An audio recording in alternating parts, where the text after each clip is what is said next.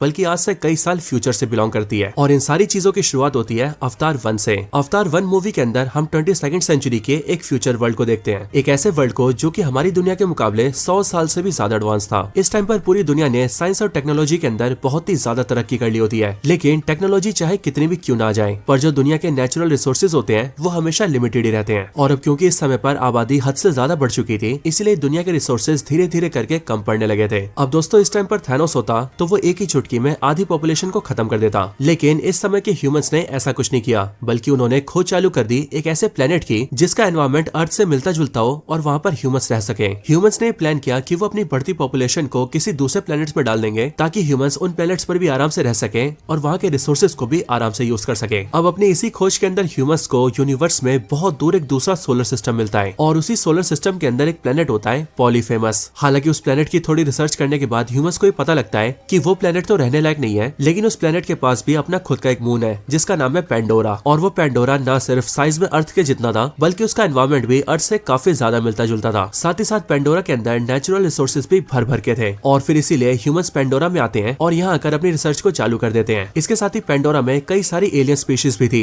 लेकिन उन सब में सबसे खास थे नावी लोग। ये नावी अर्थ के ह्यूमंस से काफी सिमिलर थे और तो और पूरे पेंडोरा में ये लोग सबसे समझदार भी थे। लेकिन जब यहाँ पर ह्यूमंस ने धीरे धीरे करके अपनी रिसर्च बढ़ाई, तब उन्हें समझ में आया कि पेंडोरा के एनवायरमेंट में रहना ह्यूमंस के लिए कोई आसान बात नहीं है। और अब क्योंकि बिना नेचर में उतरे वो लोग रिसर्च पूरी नहीं कर सकते थे, इसलिए ह्यूमंस ने एक तरीका निकाला। इस तरीके में साइंटिस्टों ने ह्यूमंस के डीएनए को नावी डीएनए से मर्ज कर दिया और इन दोनों के डीएनए को मर्ज करके एक हाइब्रिड बॉडी बनाई, यानी कि ऐसी बॉडी जिसके अंदर नावी और ह्यूमंस दोनों के गुण थे। और फिर इसी हाइब्रिड बॉडी को नाम दिया गया एवेटार, जिसे हम सभी हिंदी में अवतार भी कहते हैं। अब आगे चलकर टॉम सल्ली नाम के एक साइंटिस्ट का अवतार बनाया गया ताकि वो पेंडोरा में उतरकर रिसर्च कर सके। लेकिन पेंडोरा पहुंचकर अपने अवतार बॉडी को एक्सेस करने से पहले ही टॉम सल्ली को एक चोर जान से मार देता है। लेकिन अब क्योंकि टॉम सल्ली के अवतार बॉडी को बनाने में कई बिलियंस का खर्चा आया था, इसलिए साइंटिस्ट उसकी अवतार बॉडी को छोड़ते नहीं है और वो टॉम सल्ली के जुड़वा भाई जिसका नाम जेक सल्ली होता है उसे ऑफर देते हैं कि वो अवतार बॉडी को एक्सेप्ट कर ले। अब टॉम सल्ली का भाई जेक सल्ली कोई साइंटिस्ट नहीं होता, बल्कि वो एक फौजी होता है जो कि आज से कई साल पहले एक जंग में अपने पैर खो चुका था। लेकिन अब क्योंकि उसकी लाइफ में कोई मकसद नहीं था और अवतार बॉडी को एक्सेस करने के उसे पैसे भी मिल रहे थे, इसीलिए वो इस काम को हाँ बोल देता है और वो सीधा पेंडोरा आ जाता है। अब जेक सल्ली जब पेंडोरा आता है और अपने अवतार बॉडी को एक्सेस करता है, तब उसके बाद ही वो पेंडोरा में काफी रिसर्च करता है और फिर उसी दौरान आगे चलकर उसकी मुलाकात नेतिरी नाम की एक नावी से होती है, जिससे जेक सल्ली को आगे चलकर प्यार भी होता है। यहाँ तक कि नेतिरी जेक सल्ली को अपने सारे लोगों से भी मिलवाती है और नेतिरी जेक सल्ली को अपने बारे में सब कुछ बताती है, जिसके बाद ही जेक सल्ली नावी लोगों का रहन सहन, उनका पहनावा, उनका खान पान और उनके बारे में सब कुछ जानता है और फिर वो भी धीरे धीरे करके एक नावी बन जाता है। लेकिन दोस्तों हमें ये पता लगता है कि पेंडोरा में जितने भी ह्यूमंस आए हुए हैं उनमें से काफी सारे तो साइंटिस्ट हैं जो कि रिसर्च करने आए हैं, लेकिन उनके साथ ही बहुत सारे यहाँ पर सोल्जर्स भी आए होते हैं जो कि हथियारों से